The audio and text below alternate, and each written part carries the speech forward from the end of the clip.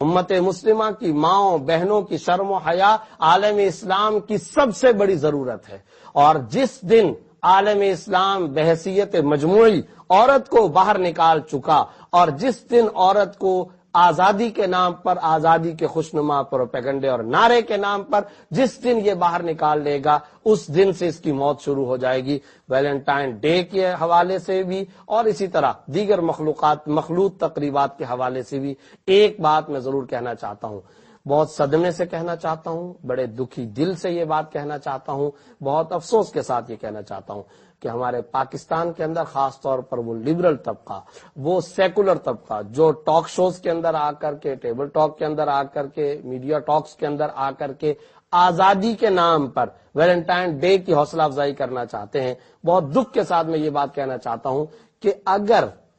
آپ تنہائی کے اندر،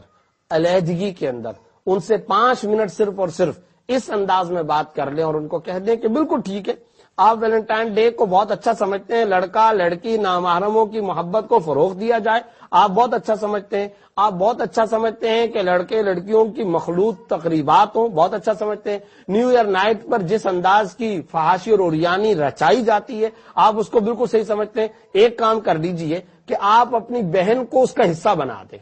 آپ اپنی بیٹی کو اس کا حصہ بنا دیجئے۔ جب آپ یہ پسند کرتے ہیں کہ ویلنٹائن ڈے کے نام پر آپ نے اپنی کسی گرل فرینڈ کو تحفہ دیا ہے، پھول دیا ہے، غبارہ دیا ہے، گفٹ دیے ہیں، اس کو تحائف دیے ہیں، تو آپ ذرا پوچھ لیجئے کہ اچھا آپ کی بہن کو کتنے گفٹ ملے ہیں، آپ کی صاحبزادی کو کتنے تحفے ملے ہیں، تو فوراً وہ طبقہ آپ میں سے باہر ہو جاتا ہے۔ کیوں؟ ایسا کیوں ہے؟ اگر میراتھن ریس اچھی چیز ہوتی ہے، اگر فحاشی اور عریانی کے یہ مناظر بہت اچھے ہوتے ہیں، اگر ویلنٹائن ڈے کی یہ تقریبات بہت اچھی ہوتی ہیں، اگر نیو ایئر نائٹ کی یہ مخلوط تقریبات بہت اچھی ہوتی ہیں، تو آپ غصے میں کیوں آ رہے ہیں؟ آپ یہ کیوں کہہ رہے ہیں کہ میری بیٹی ایسی نہ ہو، میری بیٹی میری بہن اس طرح کی نہ ہو، وہ اس طرح کی اقدار کا حصہ نہ بنے؟ قوم کی بیٹیوں کو سڑکوں پر نچانا چاہتے ہیں، سڑکوں پر پھرانا چاہتے ہیں، تو اپنی بیٹی کو میراتھن ریس کے اندر کیوں نہیں شامل کرتے؟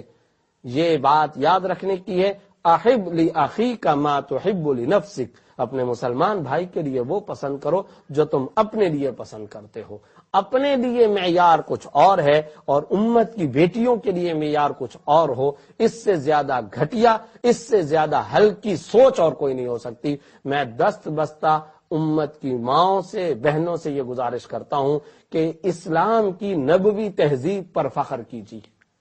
مدنی تہذیب کو اختیار کیجیے، مسنون تہذیب کو ترہ امتیاز بنائیے، سرکار دو عالم صلی اللہ علیہ وسلم کی شرم و حیا سے پر مبنی احادیث اور ہدایات کو اپنی زندگی کا لازمی جز بنائیے کہ یہی حقیقی طرز زندگی ہے۔ خدا کرے میری ماؤں کو اور میری بہنوں کو یہ عفت، پاک دامنی، روحانیت، تقوی، خشیت، شرم و حیا کا لباس نصیب ہو، یہ زیور زندگی کی آخری سانس تک ان کے ساتھ جائے اور ان کے ساتھ قبر کے اندر بھی یہ شرم و حیا کی دولت جائے۔ اللہ مجھے آپ کو اس پر عمل کی توفیق عطا فرمائے۔